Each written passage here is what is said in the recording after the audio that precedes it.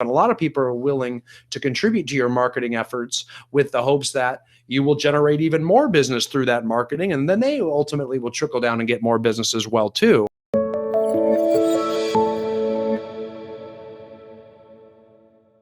Hi, this is Brian Icenhower, and I'm here to talk to you a little bit about how we as real estate agents can get help with an increasing demand on marketing costs from different affiliates and vendors and other businesses to help us be able to afford to market both our listings and our own businesses out there. And what are some of the best practices for getting marketing dollar contributions from affiliates? And oftentimes we as real estate agents don't realize the importance of looking to these affiliates for contributions. And it's being done widely out there, whether you know it or not. For example, we have a lot of clients that in their first year in the business, a lot of our coaches have clients that are generating anywhere from $2,000 to $5,000 per month from affiliates to help subsidize the cost of their marketing expenses. Many of the top teams we coach in the country are getting around $25,000 per month contributed to them towards those marketing costs.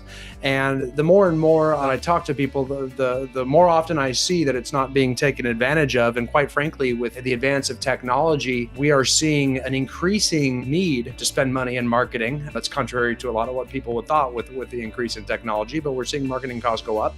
And we're also seeing an increasing opportunity window open up to get contributions from affiliates in the business that become a win-win for both parties to succeed together.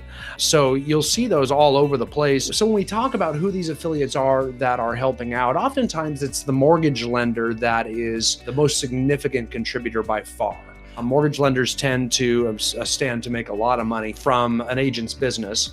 In fact, mortgage lenders typically do market to agents more than they even do to the general public. You are their target, just like listings and buyers are your target as a real estate agent. But really, most of the low-hanging fruit that you would be going after out there would be settlement type companies that are involved with the closing of each sale. And that could be anything from an escrow officer or a title company or a title closer, depending where you live, home insurance company, fire hazard insurance, home warranty companies are big contributors out there, natural hazard disclosure companies, title insurance companies, all of those get very, very involved with the closing of a sale. And in addition to that, we can move outside that group, as a lot of people have found there's a lot of marketing dollars out there from CPAs or accountants, attorneys, even furniture stores, car dealerships are big contributors. Moving companies are a very big contributor for a lot of our clients as well too. Financial advisors, especially those that are commission-based financial advisors, tend to have a little bit more marketing dollar and more of a marketing mindset out there. Notice that larger companies tend to be better than smaller companies. Larger companies have very large marketing budgets, and believe it or not, these are things that are done all the time, from manufacturers to sales in a lot of different industries, whether it be the furniture business, the moving business, car dealerships. Very common to do joint marketing with the end user. In this case, it's the real estate agent that's actually selling the property that generates all the sales, which is why a lot of agents are realizing that, and they're tapping into those resources. And as real estate agents, we are very much the center of the front line on the referral spider web, where we have the power to refer a lot of business. People come to us, they move to a new area, they look to us for who to use for all of these things, who to go to for a dentist, who to go to for a local accountant. So we have a lot of power of referral. And if we actually get affiliates and vendors that provide good customer service to us, that's of course important. We're going to send a lot of business, and oftentimes agents just forget to get business back. They just assume that the good customer service is all they're going to get from that relationship. And a lot of people are willing to contribute to your marketing efforts with the hopes that you will generate even more business through that marketing, and then they ultimately will trickle down and get more business as well too. It makes a lot of sense. Now, do understand when we're talking about the settlement closing companies, sometimes we do run into, and oftentimes we'll run into different federal laws like RESPA, and we need to make sure that we are being very compliant on that. So I will say that, if you have a lot of concerns about that, do check with your local attorney or check with your broker. Most brokers should be up on that. They should be up with those laws and rules. So check with them as well too. However, when you do deal with these larger companies, like larger mortgage companies, title companies, et cetera, they typically are used to it, and they do have their own forms that you can can use. So I would use their forms, and they almost always have them, whether they say it or not. You got to go up high enough. Understand that if you're dealing with just the loan officer or just a sales representative for one of these companies, typically if you get up to a branch manager, an area manager, a regional manager, or something like that, they're very familiar with this topic, and we can actually educate the sales rep on it too, because there will be some payback. You are asking for money, so it's not surprised to get some pushback based upon compliance, but make sure that you follow through with that, because usually if you do move up the chain, they will start to learn that there is a compliant way to handle this, and that the higher ups in the company definitely know how to get this done in a way that's compliant, and using their forms is always a better way to go, right? So very important to do there. They'll almost always be able to get your own agreements with that. A lot of different ways we can add value here to them, but let's start with the first way. And we have to be careful how we do this too, because again, the reason there is a lot of compliance issues around this is because we don't want to be in what is often perceived as a kickback situation. We do not want to pay, let's say, a mortgage company based upon, or get paid because we gave them business. That is where most of the compliance rules have come around. So we don't want to ever base it that way. However, a mortgage lender is going to kind of think of it that way. I mean, you would too. If someone comes to you and says, hey, I want you to contribute $3,000 a month towards my marketing expenses, they're going to think, okay, well, if I'm giving you $3,000 a month times 12 months, that's $36,000 a year. What am I going to get in return? And all of a sudden evolves into that conversation, at least a thought in their mind, okay, I wonder how much business they're going to give me. So it's very important that when we talk about their return on investment, the payments aren't tied to a specific amount, because we can't do it that way. At best, we can take a look at it a year from now and maybe have a 1-year agreement and see if it was a worthwhile investment for them. Having a conversation about how that might work will help your understanding of the process as well too. A lot of people are surprised and don't know what mortgage lenders make, but they typically do quite well. And it's understand that when you're talking to the loan officer or the loan originator, the mortgage lender, it's a lot easier if we can get into a conversation with the branch manager, regional director, or something like that, because the bank actually makes a lot more of the commission than the loan originator does, the loan officer. So whereas a loan officer might make somewhere around 1% on the loan amount of a loan, so let's say we've got a $200,000 loan, they might make 1% of that. Okay. However, the bank can make anywhere from 4 or 5 on government subsidized loans like FHA, VA, et cetera. They're making 6 to 7% on the loan amount.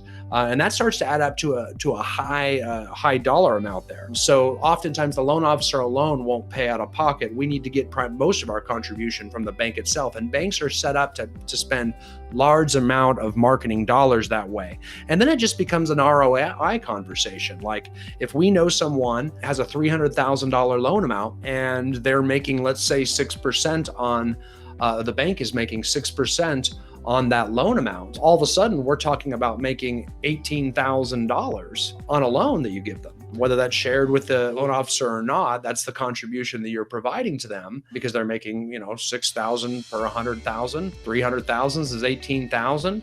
By them contributing $3,000 a month to you, that's $36,000 over a course of a year.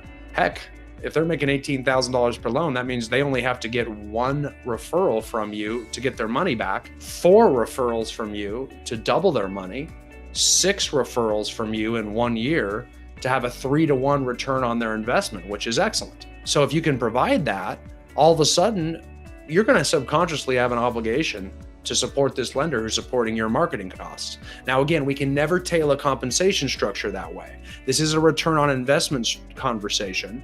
We're going to circle back at the end of the year to see if it was a worthwhile marketing investment for them. But having any type of compensation structure based upon that is deemed as what's commonly called a kickback.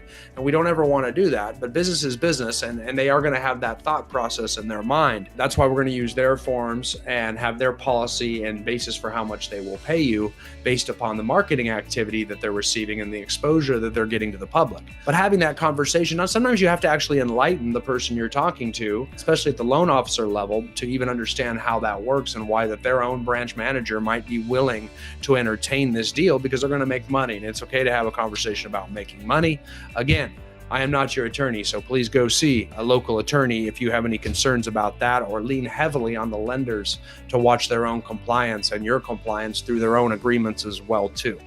Okay, so very important thing there. Again, the bigger companies in your area are typically the ones that are very familiar with this. We all know Zillow is a big online lead source for many people, and a rather expensive one. But you'll see they are actually set up to have a preferred vendor and a preferred lender with each account for this very reason. In fact, if you want to see who the big players are in the game, all you have to do is go to a listing on Zillow and start scrolling down to the bottom of the listing, and you'll see a preferred vendor down there. And when you see that preferred vendor and see which company they work for, you'll see these guys are contributing towards marketing costs. Sometimes directly with Zillow, which makes it really easy. Zillow makes the money go from the lender right to the marketing, because generally speaking, these companies can contribute towards marketing costs. That's not a problem. And if you take yourself out of the mix and have them pay a company like Zillow directly, wow, that makes it even cleaner. And Zillow does that. So, but you can also use it as a tool to spot which companies are contributing, and then you can go approach those guys because they realize there is a high return on investment on that. And they do realize that it takes money to make money. The bigger companies will actually spend the marketing dollars to get a very good return on investment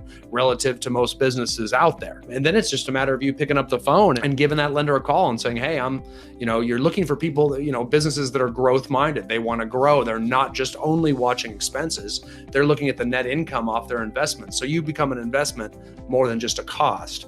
So reaching out to them and just letting them know that you noticed they had a co-marketing agreement with a particular agent, and you wanted to reach out and see if they would be willing to invest in your business. And, you might be helpful to show them some stats about your business to explain to them exactly what it is, how much production you're generating, how many leads you're getting, to show where you're planning on going. If you do have a lot of leads, if you do have a lot of business, if you do have a lot of listings, whatever makes you're going to need to sell them on your vision so they see that you are going where you're going, and show them. And again, this is, we can maybe do this 1 year at a time so we can circle back and make sure that you're getting enough business and exposure from this to make it worth your while. And you are going to have to try to get them business. They're going to have to see that their marketing activities work, or it's not a fair win-win both ways. But you'll usually find you can do that very, very easily. So very important. Now, there's a lot of other things we can add through this referral network too, if you really want to highlight this system and grow the system even further. But a great way to do that